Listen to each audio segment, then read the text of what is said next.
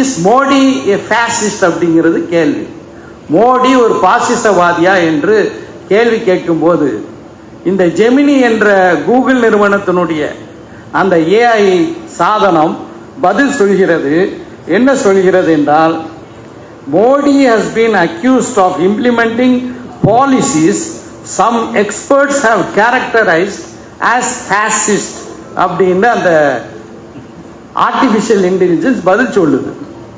வேற வார்த்தைகளில் சொல்ல வேண்டும் என்றால், பாசிச ஆட்சி தான் இங்கே நடக்கின்றது.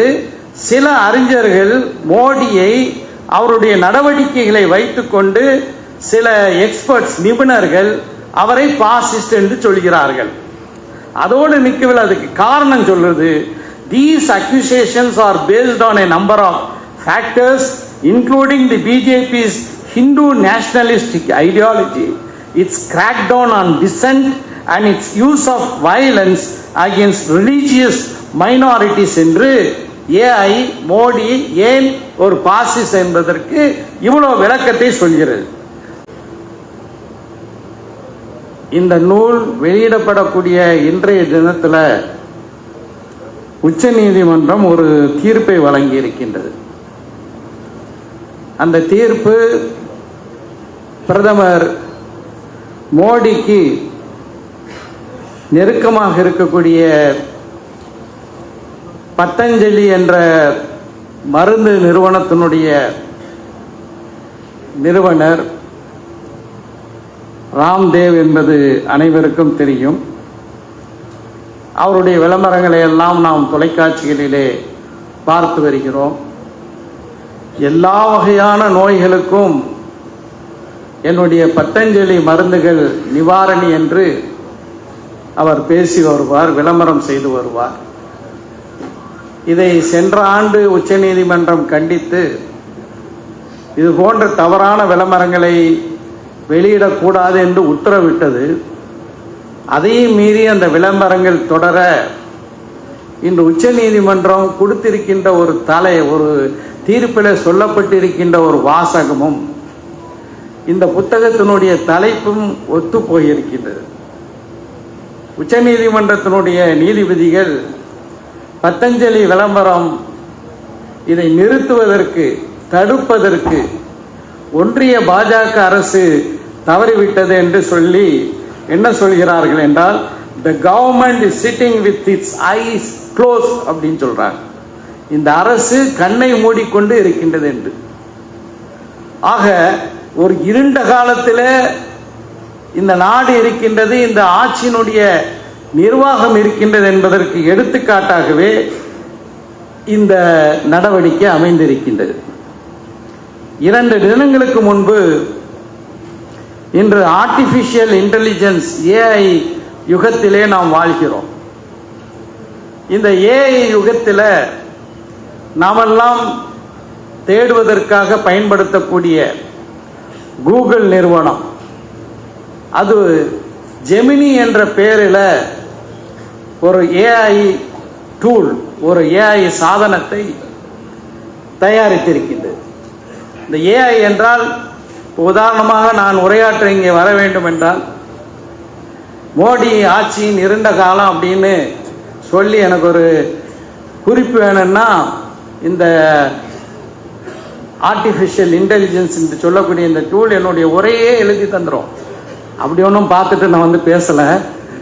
அத்தகைய ஒரு யுகத்தில் இருக்கின்றோம். இந்த சூழல்ல மோடியை பற்றி ஒருவர் கேட்கின்றார், இஸ் மோடி ஏ ஃபேசிஸ்ட் அப்படிங்கிறது கேள்வி. மோடி ஒரு பாசிசவாதியா என்று கேள்வி கேட்கும்போது இந்த ஜெமினி என்ற கூகுள் நிறுவனத்தினுடைய அந்த ஏஐ சாதனம் பதில் சொல்கிறது. என்ன சொல்கிறது என்றால், Modi has been accused of implementing policies some experts have characterized as fascist அப்படின்னு அந்த ஆர்டிஃபிஷியல் இன்டெலிஜென்ஸ் பதில் சொல்லுது. வேற வார்த்தைகளில் சொல்ல வேண்டும் என்றால், பாசிச ஆட்சி தான் இங்கே நடக்கின்றது.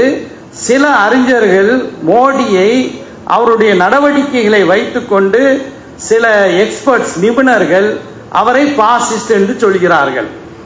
அதோடு நிற்கவில்லை, அதுக்கு காரணம் சொல்றது, these accusations are based on a number of factors including the BJP's Hindu nationalistic ideology, its crackdown on dissent and its use of violence against religious minorities என்று ஏஐ மோடி ஏன் ஒரு பாசிஸ்ட் என்பதற்கு இவ்வளவு விளக்கத்தை சொல்கிறது. அவர் என்ன செய்கிறார், கருத்துரிமைக்கு தடை போடுகிறார். அதே போல மத சிறுபான்மையினர்களுக்கு எதிராக வன்முறையை கட்டவிழ்த்து விடுகிறார். அதே போல அவருடைய கட்சியினுடைய அந்த தேசியவாத கொள்கை இவையெல்லாம் சேர்ந்து மோடி ஒரு பாசிஸ்ட் என்று சொல்கிறது. இப்படி ஏஐ சொன்னதனுடைய ஒரு விரிவுரையாக மேபி இந்த ஏஐ நம்முடைய வன்னியரசு ஏதாவது டைப் பண்ணி அவருடைய மெயிலில் அங்கங்கே இந்த கட்டுரைகள்லாம் சேமித்து இருக்க முடியும். அதனால் வன்னியரசு போன்ற எக்ஸ்பர்ட்ஸ் மோடியே பாசிஸ்ட்னு சொல்கிறாங்கன்னு சொல்லி இருக்குமோ என்று நமக்கு என்ன தோன்றுகின்றது. சுருக்கமாக சொல்ல வேண்டும் என்றால், செயல்பாட்டாளர்கள் புத்தகம் எழுதுவது மிக மிக சிரமமானது. அதை நானே அனுபவித்திருக்கின்றேன். எனக்கும் வன்னியரசுக்கும் ஒரு ஒற்றுமை இருக்கின்றது. அவர் காலில் காயமடைந்து வீட்டிலே ஓய்வெடுக்கும்போது இந்த கட்டுரைகளை எல்லாம் தொகுத்து இந்த நூலை எழுதியதாக சொன்னார். கொரோனா காலத்தில் சட்டமன்ற தேர்தல் நடைபெற்று கொண்டிருந்த நேரத்தில் பாபநாசம் தொகுதியில் வேட்புமனு தாக்கல் செய்துவிட்டு ஒரு சில நாட்களில் திருச்சியில் ஒரு மருத்துவமனையில் கொரோனாவால் பாதிக்கப்பட்டு அனுமதிக்கப்பட்ட ஒரு சூழலில் குவாரண்டைனில் இருக்கக்கூடிய காலத்தில் நீண்ட காலமாக நான் எண்ணி வைத்திருந்த ஒரு புத்தகத்தை அந்த காலத்தில் எழுதி முடித்தேன். செயற்பாட்டாளர்களுக்கு எழுதுவதற்கான வாய்ப்புகள் மிக மிக குறைவு. அந்த நிலையில் இன்றைக்கு விடுதலை சிறுத்தைகள் கட்சி தமிழ்நாட்டை பொறுத்த வரைக்கும் மோடியினுடைய பாசிசத்தை, பாஜகவினுடைய பாசிச சிந்தனைகளை பட்டி தொட்டியெல்லாம் மக்களிடம் எடுத்து சென்றிருக்கின்றது. சாதாரண தமிழ்நாட்டை சார்ந்த ஒருவர் இன்றைக்கு இந்த ஒன்றிய அரசு ஏன் விரட்டப்பட வேண்டும் என்று எண்ணுகிறார் என்றால், அதில் மிகப்பெரிய பங்களிப்பு விடுதலை சிறுத்தைகள் கட்சிக்கும் நம்முடைய தோழர் திருமா அவர்களுக்கும் நிச்சயமாக சேரும். அந்த அளவுக்கு பட்டி தொட்டியெல்லாம் இந்த சித்தாந்தத்தை எடுத்து சென்றிருக்கின்றார். அவருடைய தளபதியாக வன்னியரசு அவர்கள் நீண்ட கால என்னுடைய நண்பர். அவர் ஒரு சாதாரணமாக இந்த கட்சியினுடைய துணை பொதுச் செயலாளராக வந்துவிடவில்லை.